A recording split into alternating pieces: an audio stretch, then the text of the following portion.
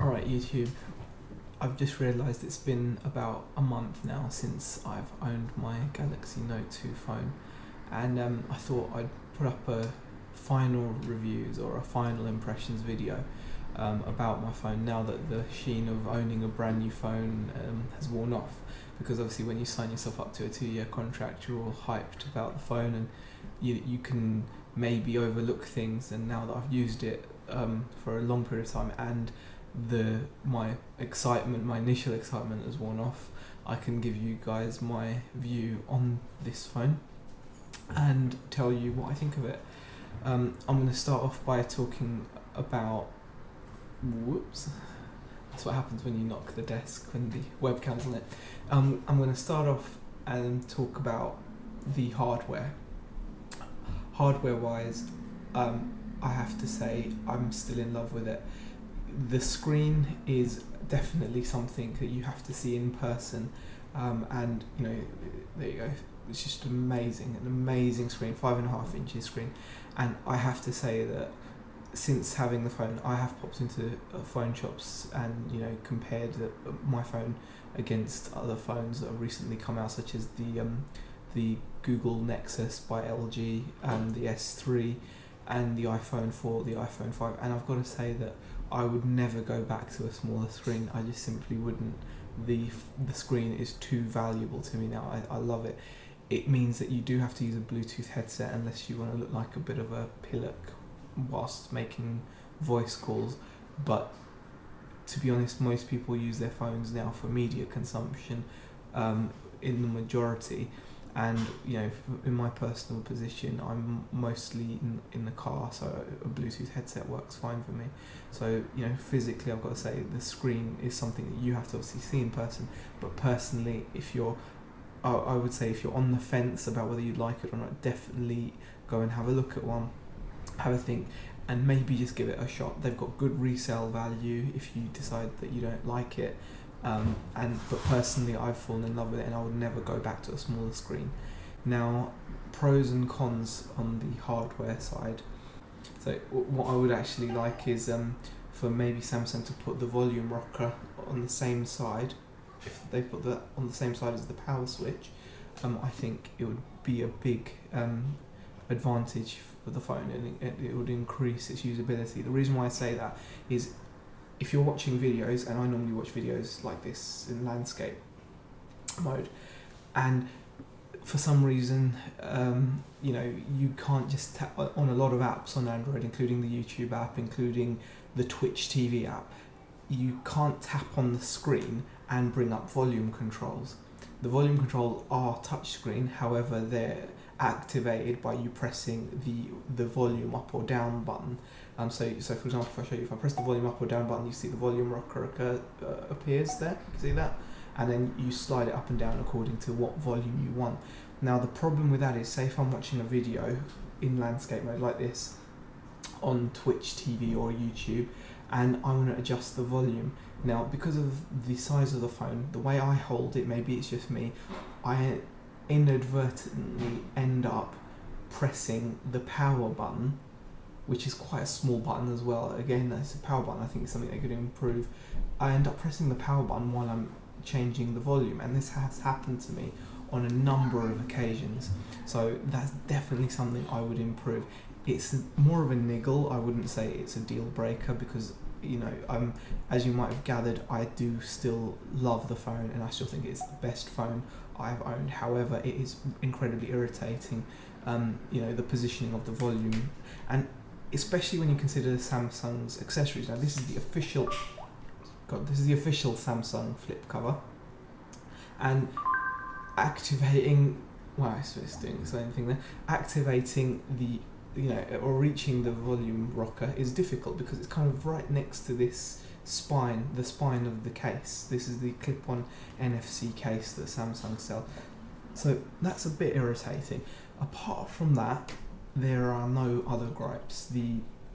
Otherwise, the quality of the phone is very solid. The glass has withstood a lot of use. I can't see any scratches or problems with my phone. So the build overall, I'm very, very happy with. The sound I'll get onto as well, because it's kind of like a physical attribute of the device rather than talking about the operating system. The sound on some media can come across as like it's the speaker's just not quite enough, and you get a little bit of distortion when you turn the volume up, and that is something that I have noticed. But it does depend on what you're watching, and obviously if you don't turn it up all the way to the top, you won't get that distortion. So the sound, I think probably the speaker on it could be a little bit better, but again, this is a niggle rather than me saying it's like a fatal flaw, which would mean that I wouldn't want the phone. So, overall, just to recap, hardware wise, love the screen, and I think it's fantastic. The build quality overall is good. Bit iffy about the position of the volume rocker in relation to the power button. The power button could be a little bit bigger, and the speaker's a bit at higher volumes. It can distort a tiny bit. Now, one final point about the hardware is the S Pen, which is there you go, the S Pen, like the fancy stylus. Basically, it's the smart stylus, as some people want to describe it. I did use it in the first week or two, whilst I was extremely new to the phone, and I enjoyed the novelty of it, and I was actually trying to write text messages with it, and it was doing a good job. However, because of how intuitive Android is with your finger, as most people use their index finger to maneuver around the operating system, I soon forgot that the stylus was even there, and I have found personally I don't use it at all. I don't use the apps that take advantage of the stylus. I don't use the stylus, so that's something to bear in mind. You might be different. You might love drawing and writing notes, and writing text and emails using the stylus. I found it was a bit too finicky, and I think that's a combination of software and hardware. Again, there's a button on the stylus which is right here, which is designed to be where your thumb is. Now, that if you press that button and you can make selections and copy and paste pictures and things to scrapbooks using the stylus. Now, again, I found I would inadvertently put too much pressure on the stylus whilst trying to use it, and it would activate that feature when I didn't want that feature to be activated. So I found that annoying. And also, I mentioned this in my initial impressions. Actually, I found it a bit annoying that when I was actually trying to write, I would by accidentally touch the capacitive touch button with one of my fingers when I was actually trying to write. So that kind of put me off a little, I think. And overall, I don't use a stylus, but because it's more of a note specific feature, it doesn't really affect how Android runs on this phone, which by the way is amazing. So overall, I think I've given you a fair idea of what I think of the hardware. Moving on to the software, there's not as much to say. Apart from it's amazing, it can multitask. I mean, you can run the top half of the screen. You can actually have a YouTube video, and then at the bottom you could be looking at your emails or your Twitter or your Facebook or whatever. So power-wise, the phone runs Android really well. I'm still on 4.1.1 or whatever it is. And it runs incredibly well. I'm very happy with it in every way. I've had no software issues apart from TouchWiz. I do not use TouchWiz because since having the phone, I started to get random force closes where TouchWiz would just freak out for whatever reason, and it would just say it stopped responding. You press OK and the phone would be back up and running, so it wasn't a problem, there was no issues. But I don't like the fact that obviously software is not behaving how it's meant to. Now, obviously, after having your phone for a while, you kind of get to personalize it to how you like. You arrange how many screens you want, and I've ended up using the Nova launcher, which I think is amazing because it's stable. I've not had any more of those TouchWiz force closes because I don't use TouchWiz as my dock or home screen interface. I use Nova now, which is a free app from the Google Play marketplace, and it does really cool things like that really awesome transition, like a 3D transition between the screens. And I've kind of minimized my home screen down to one screen for my emails and messaging.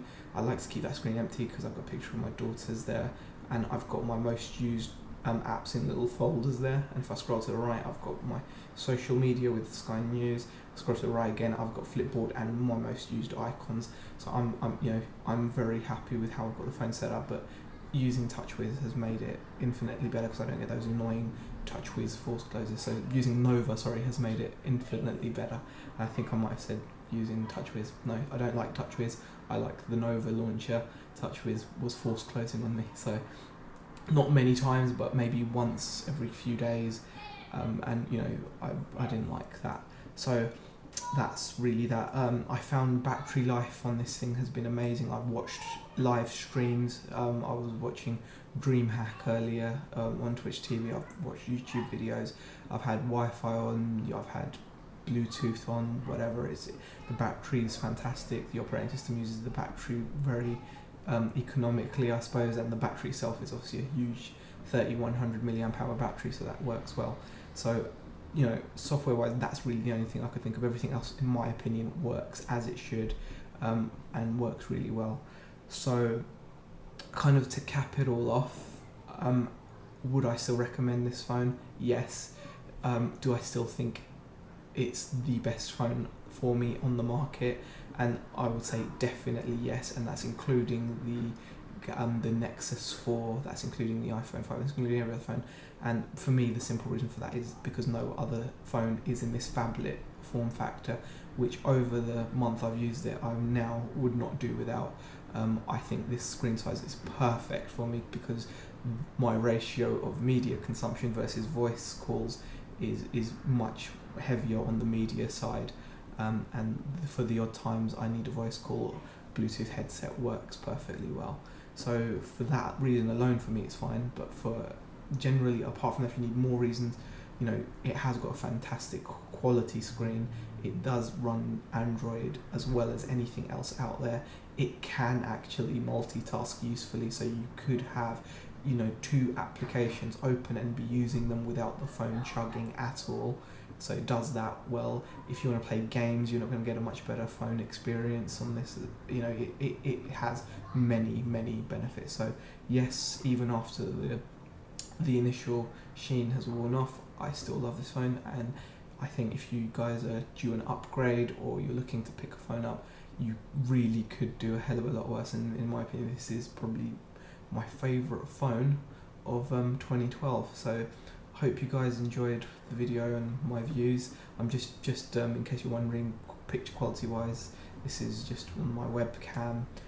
So I couldn't be bothered to get the camera out. But if you liked the video, please press the like button, comment if you have any questions, and subscribe because I enjoy making these videos, and the more subscribers I have, the more motivation obviously it gives me to keep knocking them out. Well, thanks for watching my kind of final impressions after a month of use. So this is as unbiased as I could be about my phone. So thanks for watching, guys, and I'll see you soon.